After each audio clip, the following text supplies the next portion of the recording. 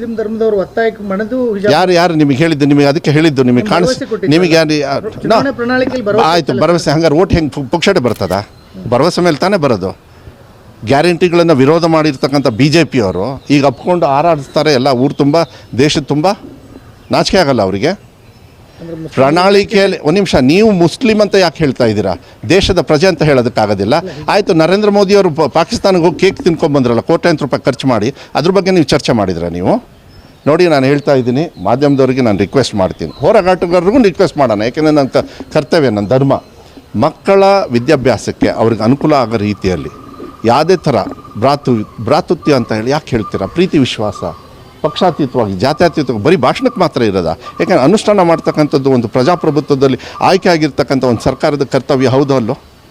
ಅದನ್ನು ನಾನು ಮಾಡ್ಕೊಂಡು ಬಂದಿದ್ದೀನಿ. ನನಗೆ ಭಾಳ ಹೆಮ್ಮೆ ಇದೆ.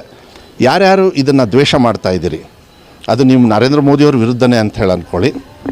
ಮಕ್ಕಳ ಒಂದು ಭವಿಷ್ಯಕ್ಕೆ ನೀವು ಕೈ ಹಾಕ್ತಾ ಇದ್ದೀರಾ, ಕೈ ಹಾಕಬೇಡಿ ಅಂತೇಳಿ ನಮ್ಮ ಮನವಿಯನ್ನು ಮಾಡಲಿಕ್ಕೆ ಇಷ್ಟಪಡ್ತೇನೆ. ಅದನ್ನು ಎಲ್ಲ ನೋಡ್ಕೊಂಡಿದ್ದೆ. 22ನೇ ತಾರೀಕು 22ನೇ ಇದನ್ನು ತೆಗೆದ ಮೇಲೆ ನಾನು ನಿನ್ನೆ ಇದ್ರ ಬಗ್ಗೆ ಉತ್ತರ ಕೊಟ್ಟಿದ್ದೀನಿ. ನೀವು ಮಾಧ್ಯಮದವರು ಬರೀ ಅದನ್ನೇ ಕೇಳೋದು ನಿಲ್ಲಿಸಿ, ಅದನ್ನು ಕೇಳಿಸಿ. ಅದು ವಿಡ್ರಾ ಮಾಡ್ತಕ್ಕಂಥದ್ದು ವಿಡ್ರಾ ಮಾಡ್ತಾರೆ, ಅದೆಲ್ಲ ಕಾನೂನು ಇಲಾಖೆ ನೋಡ್ಕೊಳ್ತದೆ. Don't worry.